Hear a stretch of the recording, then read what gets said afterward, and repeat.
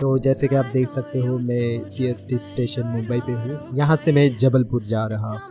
मेरा वाइवा हो गया है, एग्ज़ाम्स भी हो गई, इसके बाद मुंबई में रुकने का कोई मतलब नहीं बनता।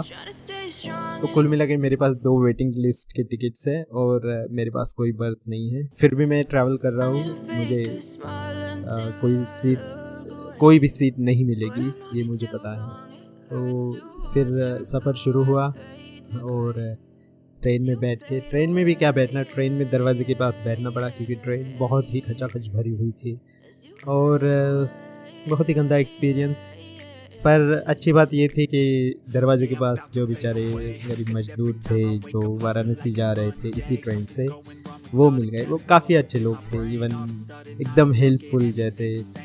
फिर मैं एक बार बता दूं कि 30 तारीख को, यहाँ इससे पहले 30 अप्रैल को एक फेमस आर्टिस्ट वासुदेव कामत का थाने में मैंने पोर्ट्रेट डेमोन्स्ट्रेशन अटेंड किया था।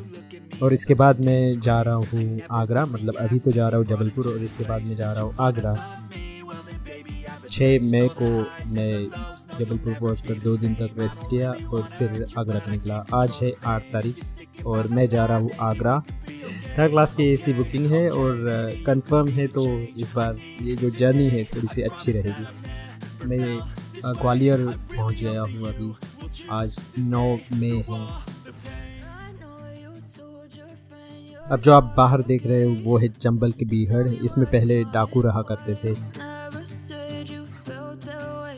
फिर इस तरह से अब पहुंच गया हूं मैं आगरा।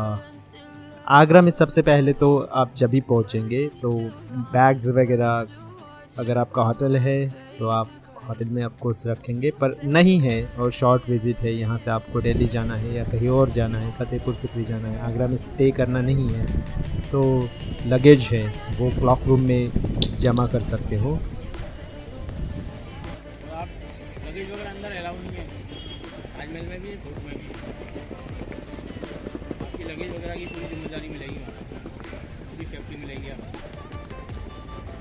तो यहाँ से जमा करने के बाद फिर आप स्टेशन के पास से अगर ऑटो लेंगे तो मतलब जैसे बाहर निकलोगे तो लोग आप पे टूट पड़ेंगे, ऑटो वाले सबसे पहले तो अगर करना है तो वहाँ पे जो बूथ है, टैक्सी बुकिंग बूथ या ऑटो बुकिंग बूथ, वहाँ से जाके आप कर सकते हो। पर अगर और सस्ते में जाना है तो आप थोड़ा सा बाहर निकल सकते हो और आगे बाहर निकलने के बाद वहाँ पे जाने वाले ऑटो होते हैं ईदगाह की तरफ जाने वाले, या फिर ये जो ताजमहल है, ताजमहल का जो गेट है उसके पास पहुँचाने के लिए मुश्किल से वो 50 रुपये लेंगे शायद।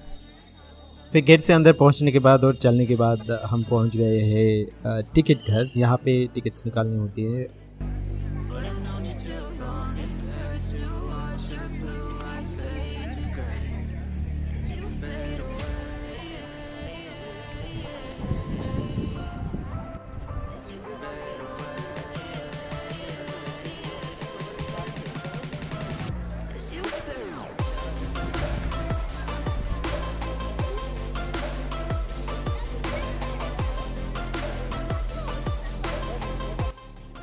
फिर हम लोग पहुंच जाते हैं ये जो गेट है ताजमहल का अंदर जाने वाला गेट, बहुत ही सुंदर। ये ताजमहल का एंट्रेंस जिसको दरवाज़ा बोलते हैं वो है।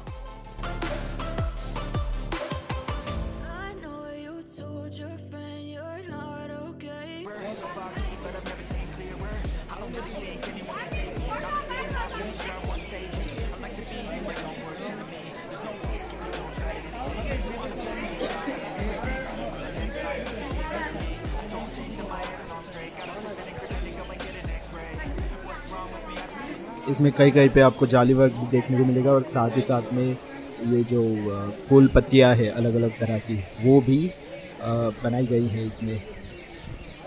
और फिर उसके बाद दरवाजे से जैसे आप एंटर करते हो तो ये नज़र आया ताजमहल, जिसको देखने के लिए दुनिया भर से लोग यहाँ आते हैं।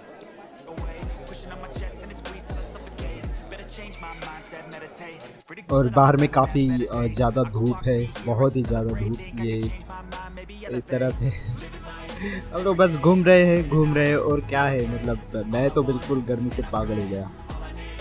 तो इस तरह से गए, बहुत ही परेशान हो गए देखते देखते। फिर भूख भी लग गई साथ में, और गर्मी भी इतनी थी कि कुछ देखने का मन ही नहीं रहा फिर बाद।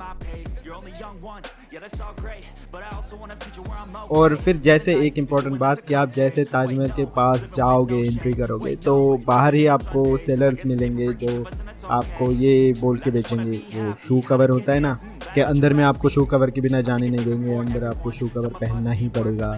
तो बाहर ही बेचते वो। अब आगे जाओगे तो आपको वो 50 रुपये में लेना पड़ेगा। अभी हमारे पास से ख़रीदोगे तो ये 10 रुपये में या 20 रुपये में ऐसा कुछ बताते हैं, और आपको फोर्स करते हैं कि आप उनसे ये शू कवर जो है वो ख़रीद ले। पर ये सब कुछ नहीं है। आप अंदर जाओगे तो शू कवर बिल्कुल फ्री ऑफ कॉस्ट मिलेगा।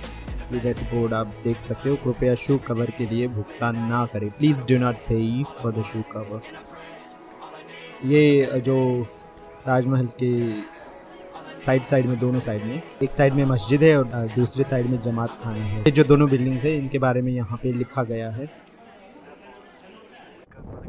तो मैं अंदर नहीं गया, बाहर ही बैठा रहा और बाहर ही बैठ के थोड़ी देर बैठ के, यहाँ थोड़ी सी छाँव भी थी। ये मस्जिद जो है इस साइड में, अंदर भी नहीं, बाहर में जिस साइड में छाँव पड़ रही थी उसी साइड में मैं बैठा रहा। फिर भूख लग गई तो फिर जल्दी मतलब यहाँ से बाहर निकलने का हो रहा था, इतनी गर्मी में परेशान हो जाता है। ताजमहल से होके फिर आगरा कैंट रेलवे स्टेशन पे ऑटो से गए। ऑटो से जाने के बाद ट्रेन ऑलरेडी बुक थी।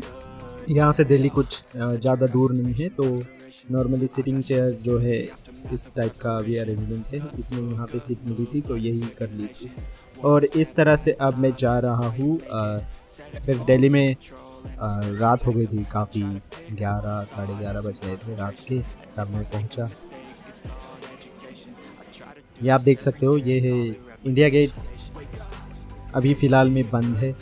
वहाँ पे बिल्कुल पास में नहीं जाने दे रहे हैं, उसके पास कोई नहीं जा सकता अभी। और फिर अगले दिन मैं निकल चला ये जो अपना लाल किला है, लाल किले के लिए।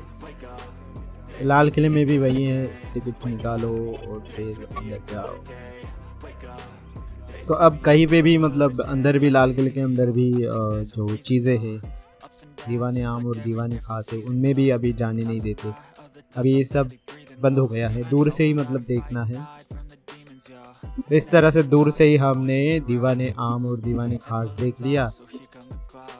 तो इस तरह से कुल मिला के दिल्ली की ट्रिप भी क्या बोले, ऐसे ही मतलब जाके बस घूम के आ गए फटाफट, जल्दी में।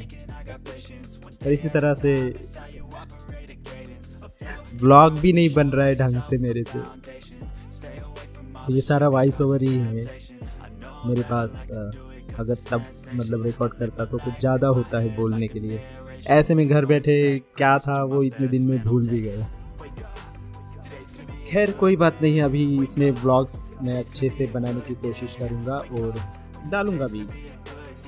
फिर इस तरह से घूमते घूमते फिर लास्ट में रात को सीपी की तरफ, सीपी में गए। सीपी में बहुत सारी शॉपिंग की।